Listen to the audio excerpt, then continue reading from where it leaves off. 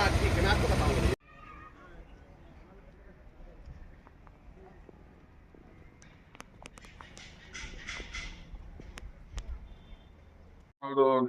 2012-13 ବେଳକୁ ଯେତେବେଳେ ଭୁବନୀ ପାତ୍ର ଆଉ ପ୍ଲଟିଂ କରିବାକୁ ଗଲା ବାଇପାସ ରୋଡ କଥାଟା ମୁଁ ଜାଣିଛି। ଯେତେବେଳେ ସେଟା ଭୁବନୀ ପାତ୍ର ତାଙ୍କର ନିଜର ଜମି ପ୍ଲଟିଂ କରିବାକୁ ଗଲେ ସେତେବେଳେ ବାଇପାସ ପାଇଁ ବୋଲିକି 14 ସେଣ୍ଟ ଜାଗା ଦେଇଥିଲେ।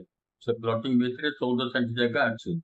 ହେଲେ 14 ସେଣ୍ଟ ଜାଗା ସେ ଭିତରେ ଯେତେବେଳେ ଦବାକୁ ଗଲେ ତା ଭିତରେ ମଢ ମଦ ଏସବୁ ଯାକ ଗଲା। ସଂକୀର୍ଣ୍ଣ ରାସ୍ତାଟା ସଂକୀର୍ଣ୍ଣ ଥିଲା।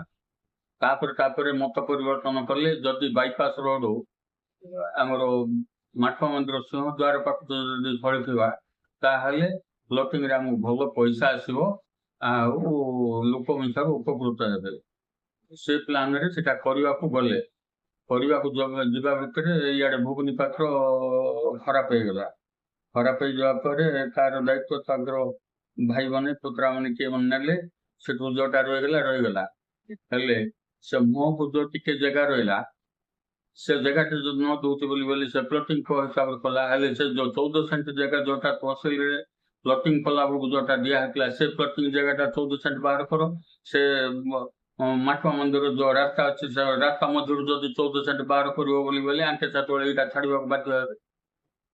ସେ 14 ସେଣ୍ଟ ଜାଗାଟା ଚଉଡା ହବ। ସେଟା ବାଇପାସ ରୋଡ ହେଲେ ସିଧା ସେ ଆମ୍ବ ତୁଟା ପାଖକୁ ବାହାରିବ। ଯୋଉ ଗ୍ୟାରେଜ ଅଛି ସେ ପାଖକୁ ବାହାରିବ। ସେ ଯଦି ଗ୍ୟାରେଜ ପାଖକୁ ଯଦି ବାହାରିବ ନା ସେଟା ଛାଡିବେ ନା ଏଇଟା ଛାଡିବେ। ସେଟା ପ୍ଲଟିଂ ହେଇକିରି ତାର 14 ସେଣ୍ଟ ଇଏ ଜାଗା ଦେଖେଇକିରି ତହସିଲରେ ରେଜିଷ୍ଟର କରାହେଇଛି।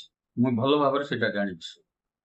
ତହସିଲରେ ତମେ ସେଟା ବାହାର କର ଆରଟିଆଇରେ ମାଗିଲା ଉଠାରୁ ସେ 14 ସେଣ୍ଟ ଜାଗାଟା କୋଟା ଜଣା ପଡିବ। ସେ 14 ସେଣ୍ଟ ଜାଗା ଦେଖେଇବା ପରେ ତାଙ୍କର ଭାଇମାନଙ୍କୁ ଡାକି କଥାବାର୍ତ୍ତା କରିକି ଯଦି ସେ ରାସ୍ତା ଖୋଲିବା ପାଇଁ ଯଦି ଯିବ ସମାଧାନ। ଆଉ ସେ ମଝିରେ କାହିଁକି ଆମେ ସେ ରାସ୍ତା ଦବା 14 ସେଣ୍ଟ ଜାଗା? ଇଏ 14 ସେଣ୍ଟ ଜାଗା ଦେଲେ ଏଠି ମାର୍କେଟିଂ ହବ, ଦୋକାନ ବଜାର ସବୁ ଯାକ ହବ ଆଉ ଆମର ପ୍ଲଟିଂ ଉପରେ ମିଶାର ଆମକୁ 2 ପଇସା ଅଧିକ ମିଳିବ। ଇଏ ଗୋଟେ କଥାଟା ଚିନ୍ତା ଆସେ।